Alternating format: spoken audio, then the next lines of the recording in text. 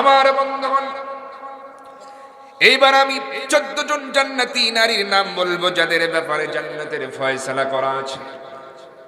তাদের মধ্য থেকে একজনের জীবনে আমি বলার চেষ্টা করব, এরপরে পর্দা নিয়ে আরো বিশদ আলোচনা করব আমি।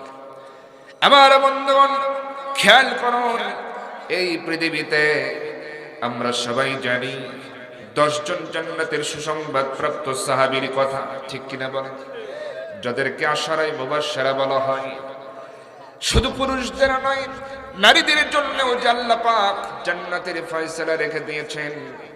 এটাও ভুলে গেলে চলবে না, তাদের জীবনী সম্পর্কে আমাদের জানার প্রয়োজন আছে না নাই? 14 জন জান্নাতি নারী।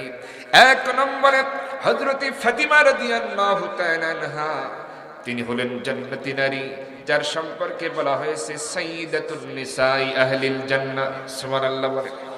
তিনি হলেন জান্নাতি রমণীদের সরদারিনী। 2 নম্বরে খাদিজা রাদিয়াল্লাহু তাআলা আনহা। 3 নম্বরে হযরত আয়েশা সিদ্দিকা রাদিয়াল্লাহু তাআলা আনহা। 4 নম্বরে হযরত হাফসা রাদিয়াল্লাহু তাআলা আনহা। 5 নম্বরে হযরত আসিয়া আলাইহিস সালাতু ওয়াস সালাম। 6 নম্বরে হযরত মরিয়ম আলাইহিস সালাতু ওয়াস সালাম। 7 নম্বরে হাজরা আলাইহিস সালাতু ওয়াস সালাম। 8 নম্বরে সুমাইয়া রাদিয়াল্লাহু তাআলা আনহা। 9 নম্বরে উম্মে হারাম বিনতে মিলহান। 10 নম্বরে রুমাইসা বিনতে মিলহান। 11 নম্বরে সুরাইয়া আল আসাদিয়া। 12 নম্বরে রবি বিনতে মুআওয়াজ। 13 নম্বরে হযরতে উম্মে জামিলা। 14 নম্বরে নুসাইবা বিনতে কাব রাদিয়াল্লাহু তাআলা আনহা। তারা সবাই হলো আল্লাহর জান্নাতের মেহমান। আমার ভাইরা, এর মধ্যে আমি সর্বশেষে যার নাম বলেছি হযরত নুসাইবা বিনতে কাব রাদিয়াল্লাহু তাআলা আনহা, তিনি ছিলেন একজন মুজাহিদা নারী। কি নারী বলেন তো? যুদ্ধের ময়দানে যে সমস্ত নারীরা অংশগ্রহণ করেছেন তাদের মধ্যে তিনি অন্যতম। আমি একটা যুদ্ধের ঘটনা বলবো, জানা কথা বলবো না, অজানা কথাই বলার চেষ্টা করব। সেই যুদ্ধটা হলো উহুদের যুদ্ধের ময়দান। কোন যুদ্ধ বলেন? অনেক নারীরা এই জিহাদের ময়দানে অংশগ্রহণ করেছেন। নারীদের নেতৃত্বে যিনি ছিলেন তিনি আর কেউ নয়, হযরতে আয়েশা সিদ্দিকা রাদিয়াল্লাহু তাআলা আনহা। এরপরে নারীদের মধ্যে যারা ছিলেন, উম্মে আয়মান ছিলেন, উম্মু আম্মারা, তিনি ছিলেন হযরতে সাফিয়া রাদিয়াল্লাহু তাআলা আনহা, নবীজির আপন ফুফু, তিনিও ছিলেন এই উহুদের ময়দানে। এরপরে নুসাইবা বিনতে কাব রাদিয়াল্লাহু তাআলা আনহা, তিনিও ছিলেন। এরকম অনেক নারীরা এই যুদ্ধে অংশগ্রহণ করেছেন। আবার নবীজি এই জিহাদের ময়দানে সাহাবীদের ভিতরে, সাহাবীদের মধ্য থেকে আপনারা তো জানেন যে 1000-এর মধ্যে 300 জন মুনাফিক কিন্তু পালায়া গেছিল। কথা বলেন ঠিক কিনা? 700 জন এর মধ্যেই নারী সাহাবীরা আছেন। নবীজি তাবু গাড়তে বললেন। তাবু গাড়া হলো, আমার নবীজি নারীদের বললেন, শোনো, তোমাদের জন্য এই জিহাদের ময়দানে আপাতত আমি তরবারি ধরার পারমিশন দিলাম না। তোমাদের কাজ হবে হলো এই তাবুর মধ্যে, মুজাহিদদের গাড়া তাবুর ভিতরে তোমরা অবস্থান করবা। তোমাদের কাজ হবে হলো গরম পানি প্রস্তুত করে রাখবা, নরম কাপড় তৈরি প্রস্তুত করে রাখবা। কারণ আমার মুজাহিদরা যুদ্ধ করতে করতে ক্ষতবিক্ষত হবে, আক্রান্ত হবে, রক্ত ঝরবে। তাদেরকে তাবুর ভিতরে যখন দেওয়া হবে তোমরা তাদের সেবা শুশ্রূষা করবে। গরম পানি দিয়ে ক্ষতস্থানগুলো ধুয়ে দেবে, রক্তগুলো ধুয়ে মুছে পরিষ্কার করে দেবে, নরম কাপড় দিয়ে মুছে দেবে, ব্যান্ডেজ করে দেবে। এই কাজগুলো তোমরা নারীরা করবে। তবে আমি এই মুহূর্তে তোমাদের তরবারি ধরার পারমিশন দিলাম না সকলকে। তবে এর মধ্যে থেকে 2 জন নারীকে আমি চাই যাদেরকে তাবুর বাইরে একটু অন্য দায়িত্ব দিয়ে দিতে চাই। নবীজি আবার আম্মা আয়েশা সিদ্দিকা রাদিয়াল্লাহু তাআলা আনহার কাছে অনুমতি চান। আয়েশা রে, তুমি হচ্ছ নারীদের লিডার, তোমার কাছ থেকে আমি 2 জন মহিলা সাহাবীকে চাই যাদেরকে তাবুর বাইরে আমি দায়িত্ব দেব, একদম নিকটে। আম্মা আয়েশা বলছেন, ইয়া রাসূলুল্লাহ, এটা কেমন কথা বলছেন? আপনার গায়ে যুদ্ধের পোশাক, আপনার মাথায় হলো লোহার হেলমেট, আপনি হলেন এই যুদ্ধের সেনাপতি, আর আপনি আমার কাছে অনুমতি চাইছেন, এটা কেমন কথা? নবীজি যাকে ইচ্ছা আপনি নিয়ে নেন, কি দায়িত্ব দেবেন দিয়ে দেন, কোনো অসুবিধা নাই। নবীজি এবার কি করলেন? দুইজন নারী সাহাবী, একজন হলো আমার নবীজির আপন ফুপু সাফিয়া রাদিয়াল্লাহু তাআলা আনহা।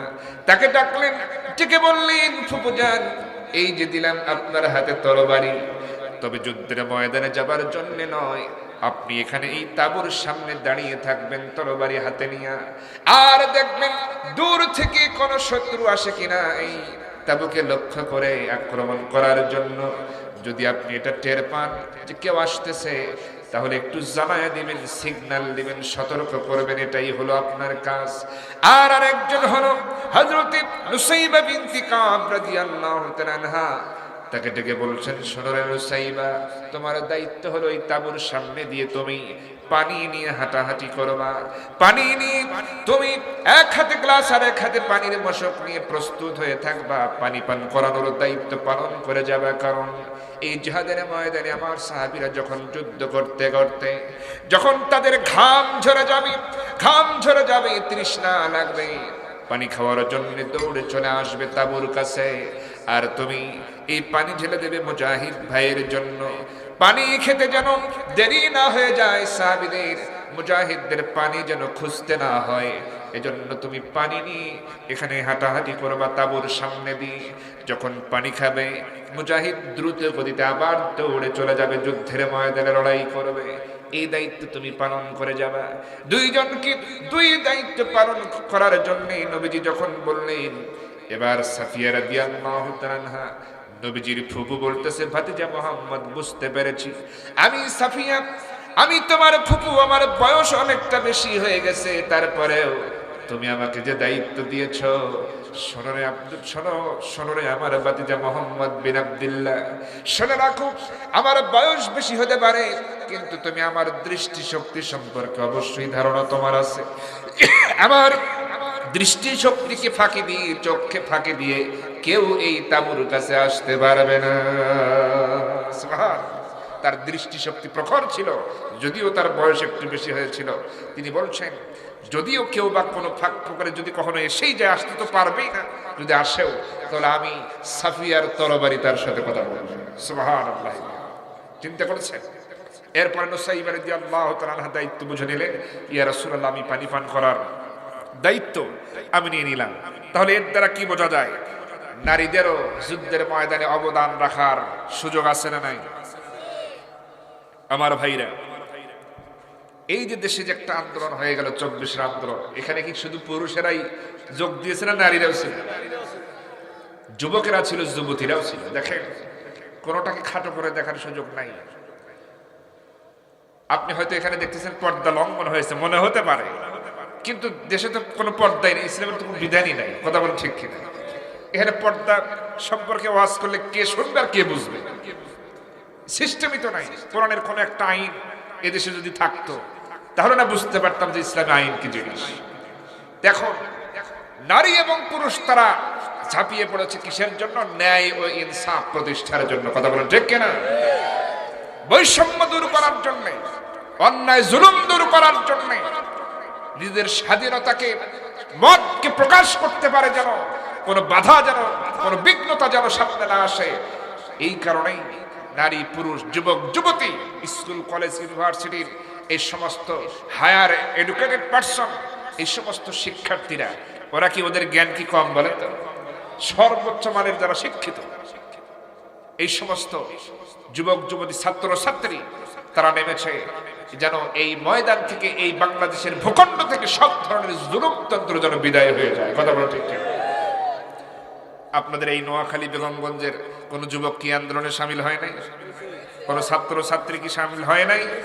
সবাই হয়েছে, ছোট বড় সবাই। আমার বন্ধুগণ, তাদের স্লোগান ছিল সমাজে ইনসাফ প্রতিষ্ঠা করা, বৈষম্য দূর করা। ঠিক কিনা? আজকে দেখেন, সত্যের পথে যারাই থাকবে, যারাই চলবে, যারাই কথা বলবে, তাদেরকে এই বাতিল শক্তিরা টার্গেট করতেছে। কথা বলেন ঠিক কিনা? আমার বন্ধুগণ,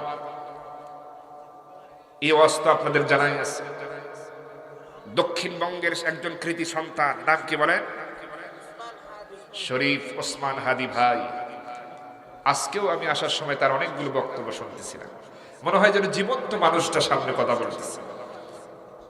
আপনি চিন্তা করতে পারেন, এই জমিনে, এই পৃথিবীতে সবচাইতে পিতামাতার জন্য কষ্ট হচ্ছে যুবক সন্তানের লাশ বহন করা। কথা বলেন ঠিক কিনা? যদি এটা আপনার সন্তান হতো, আপনার ছোট ভাই হতো, তাহলে কষ্টটা আপনি বুঝতেন। তাকে টার্গেট করা হলো, এমনকি তাকে হত্যা পর্যন্ত করা হলো।